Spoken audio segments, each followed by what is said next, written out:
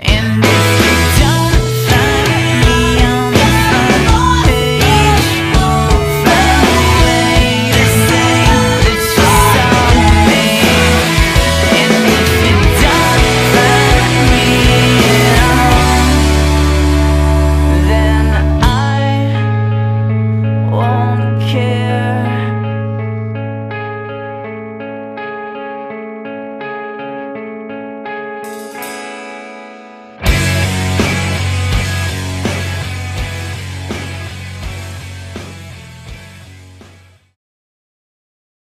Elizabeth Short was killed January 15th, 1947. Her murder has never been solved, and this is why. Elizabeth Short was born in 1942 to a Cleo and Phoebe Short.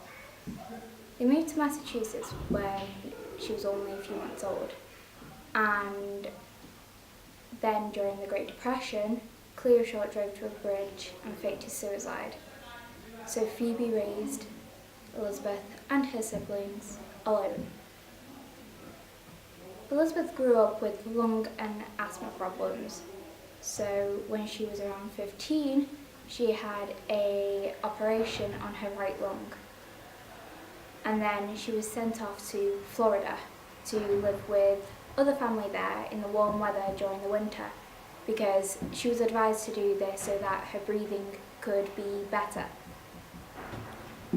And during her time, she developed a thing for people in uniform. So the Navy, the Army, anything with a uniform. And this comes in because when Elizabeth was 20, she was arrested for illegal driving, which she was under the influence of alcohol. One of the last people to see Elizabeth alive was Robert M. Red Manley, whose nickname was Red mainly because of his bright red hair. And he became friends with Elizabeth when he saw her standing on a corner. So he drove up to her, asked her if she was okay, offered her a lift and a meal. Elizabeth was a bit wary of this because it was a random man, but eventually she got in the car and became friends with him. Now, Red was also married, but he said he never did anything with Elizabeth. He only ever paid for meals and to resole her shoes and smelt her perfume every now and then when she got in his car. And he dropped her outside of the Biltmore Hotel on January 9th and then became the missing week. So during the missing week, no one remembers anything about Elizabeth Short or ever sees her. And then January 15th came around and her body was discovered by a Betty Bersinger and her young daughter, Anne. Now, Betty Bersinger was on her way to get her shoes resoled with her young daughter when she came across a blank field. And at first she thought it was a mannequin, and then when she got closer, she saw the dead body of Elizabeth Short. Just shortly before she died, she met Mark Hansen, who is a suspect in this case, but according to police, has been cleared.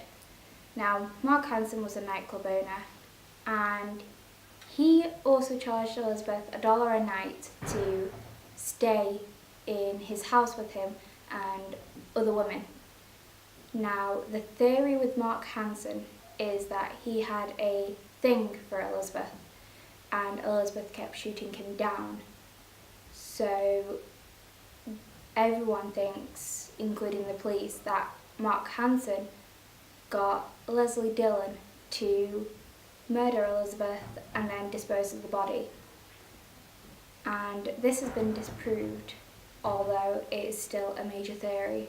So the last theory is on George Hodel, who is a doctor, which comes into play of why everyone thinks he's the murderer.